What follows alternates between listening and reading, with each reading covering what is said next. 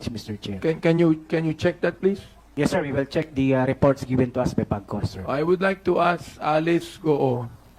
Kilala niyo po ba? Kilala niyo si Cholo Bilago? Your Honor, yes po, kilala ko po. Kilala mo siya? Opo, kilala ko po. Kilala mo rin si Jeffrey Samson? Sorry, Your Honor, one more time po.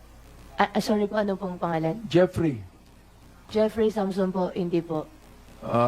Teka. Tinan ko maigi kung tama yung ano ko, ha?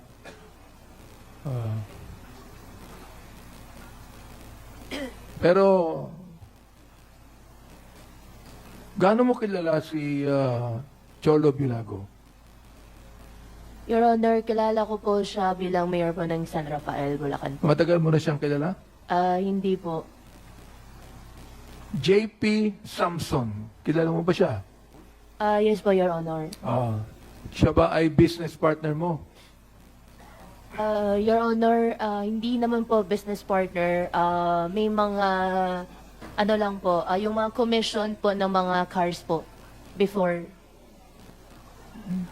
Kilala mo rin siguro si General Bong Karamat, di ba? Yes po, Your Honor. Yung wife po niya, mayor po. Sino? Si Mayor Maya. Wife Hindi. po niya. Kilala mo si General Bong Karamat. Opo, yes, Your Honor. Paano mo siya nakilala? Nakilala ko po siya, Your Honor, through his wife po. Ilang taon mo nang kilala si Mayor Cholo? Mayor Cholo, parang last year lang po. Last year lang. Opo. How about Jeffrey Samson? JP Samson, matagal ko na po kakilala. Mr. Chair, I would like to make a motion that we invite these two personalities in our hearings on Season 2, Mr. Chair. Comsec, please take note of the names mentioned by Congressman Abante and to be invited in our next committee hearing. Kay Tony Yang, you're still very young. Tony Yang, how old are you now? Asan yung ating interpreter dyan? Ilan taong ka na? 55 or 54, 55? 54? 1970. Can we have the interpreter here, please? So, I just would like to ask, I don't know.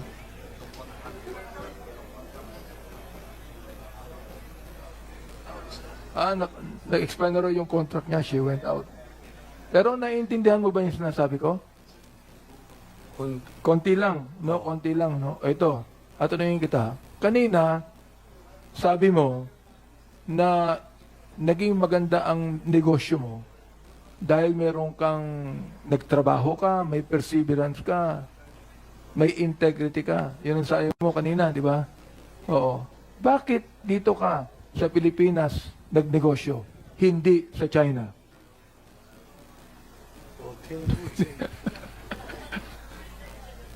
Kasabot ka, Bisaya? Marunong ba Chinese? Kasabot ka, Bisaya?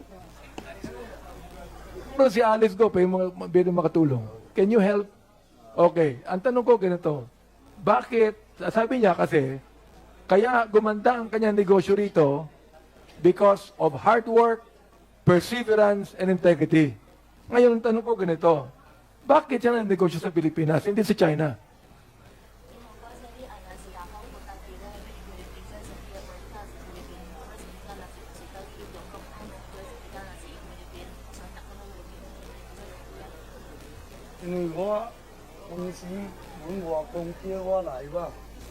Mr. Chair, can we hear Alice Guo speak in Chinese? Please use the microphone.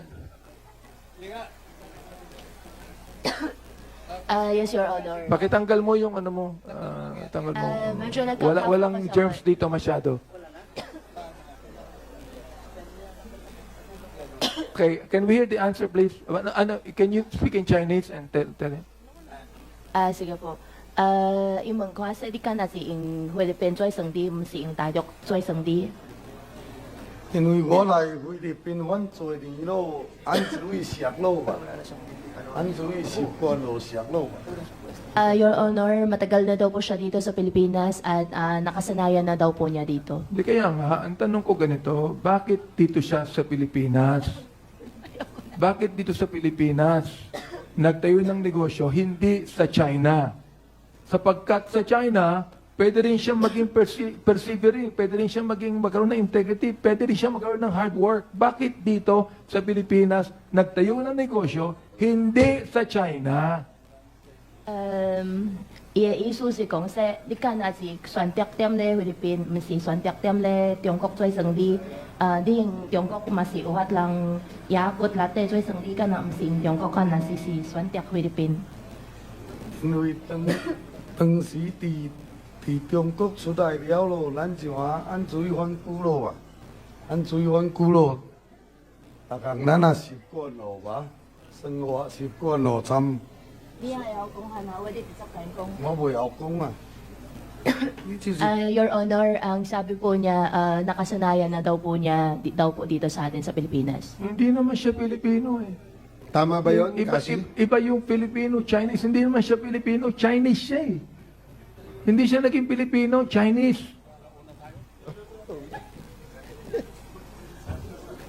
Di ba? Tama? Yes po, Mr. Chair. Ayun, tama daw. Pakitanong nga siya. Ikong sa di mo si dito mo si Philippines lang, di si Tiongkok lang.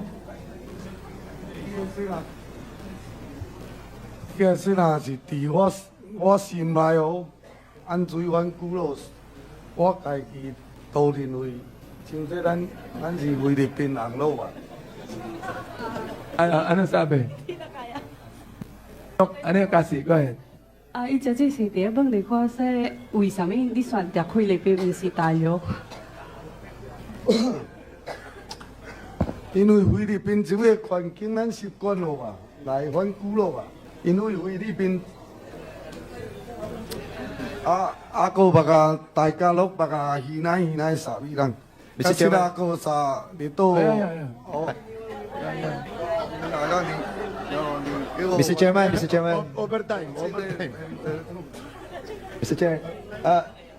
With the indulgence of Congressman Abante, in the next hearing of the Quadcom, we'll not be asking for an interpreter anymore because Miss Alice Guo will do the job for us.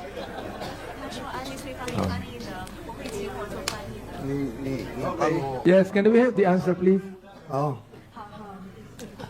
Okay, 继续继续。 Ni Let's continue. Let's Hindi bale, sasagutin ko na lang. You tell him ha, sapagkat dito sa Pilipinas, nabibili niya ang ibang opisyal dito ng pera.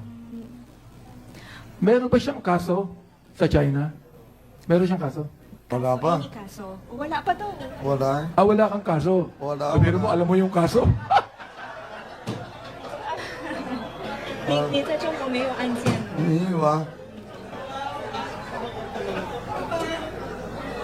Kaso sama. 在中国没有案件。 Kita nyo? Nahuli natin. Marunong mag-Tagalog to, nakakaintindi. Huling-huli. 有些一点懂，有些不懂，有些听懂说不出来。 Yeah, sometimes I understand, sometimes I don't, and sometimes I cannot express yes. Oo, myself. oo. Sabi niya wala siyang kaso sa China. Correct. Yes, 所以你 Pero, 在中国没有案件。 pero dito may kaso na siya. 但是你在这里有案件，你在这里菲律宾有案件。 Samahan siya na. Anong case daw po? Anong kaso daw po? Teka, pakisabi nga, Mr. Casio, yung kaso niya. Immigration law. Pakisabi. Mr. Presentation, so he is now dubbed and he is alleged to be an undesirable alien. 哦，就是不接受、不欢迎的外国人。你在菲律宾不是欢迎、不受欢迎的外国人。 Oh. Oh. Can you imagine, you have been an undesirable alien for 25 years, but you are able to put up a big business in this country. Niloloko mo kami mga Pilipino. Yun ang ibig sabihin. Pakisabi nga sa kanya, niloloko kami mga Pilipino. Niloloko mo kami. Kaso sama. Sabihin mo, alam niya eh. Teka, alam mo, di ba? Niloloko. Alam mo yung niloloko? Kaso sama. Kunyari ko pa eh. Niloloko mo ko eh. 你在骗我们菲律宾人，他是这样说。没有啊，真的没有啊， No, no, I didn't. No. 我真的没有骗他们。 I'm not really a loco. I'm not the loco. Hindi ko siya sabihin loko-loko siya. Ang ibig sabihin, niloloko niya ang Pilipino. He is making a big fool sa mga Pilipino natin. Pagkasaya mo nga sa kanya, please. 你在当我们菲律宾人是白痴，你在骗我们。没有啊，真的啊， No. 我不知道他怎么这样想我啊。 I don't know why you're thinking of me in that way. Ha? I don't know why you're thinking of me in that. I don't know why you're here. 他说什么？我不知道你怎么懂得我刚才说的。他们说你在骗我们菲律宾人。然后 Kung ako, Mr. Chair, 哦，真的。 kukumpiskain na lang yung yaman nito at pauwi na sa China ito. Anyway, as we conclude this 7th hearing tonight, and we are going to start with Season 2 with our teleserye in Congress, I am deeply disturbed, Mr. Chair, by the testimonies we have heard thus far. The narratives of our witnesses reveal a troubling reality, a reality where little value is placed on human life. It is with a heavy heart that we are confronted with this painful truth of men and women in uniform who have sworn before God and before men to serve and protect the Filipino people were transformed from being agents of justice into agents of injustice just because of the love of money. As it says in Galatians chapter 6, verse number 7, and I quote, "Be not deceived, God is not mocked, for whatsoever a man soweth, that shall he also reap."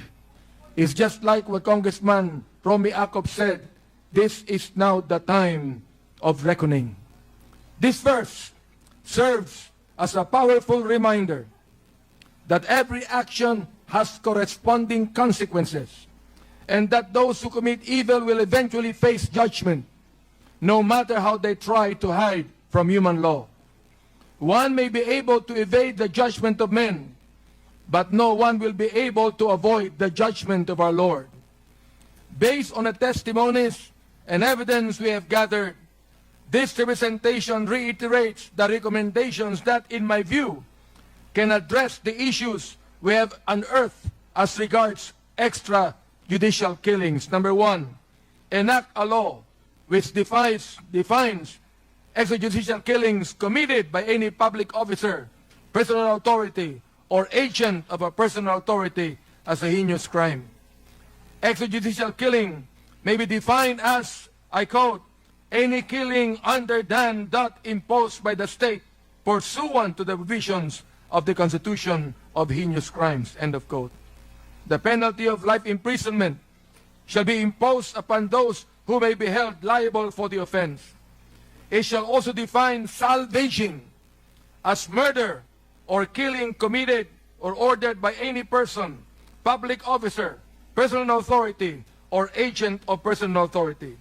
Moreover, a presumption of administrative negligence may be defined as arising from an increase in the number of extrajudicial killings or salvaging in the area of responsibility of any public officer, personal authority, or agent of personal authority, with the exception of areas declared by government as combat zones or conflict areas, and despite continuous allocation and disbursement of intelligence funds or similar allocations from the local government to such public officers.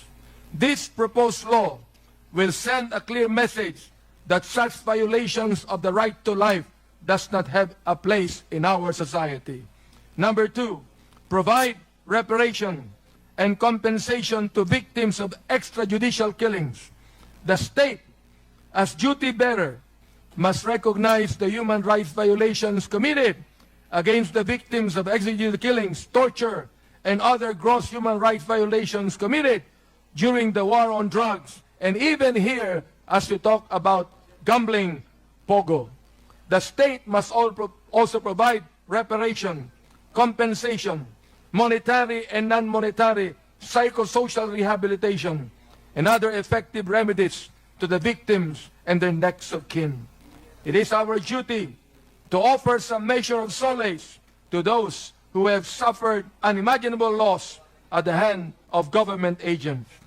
Number 3, strengthen the Commission on Human Rights and grant it full authority to act on complaints or motu proprio in all cases of human rights violations. I already have filed this bill, Mr. Chair.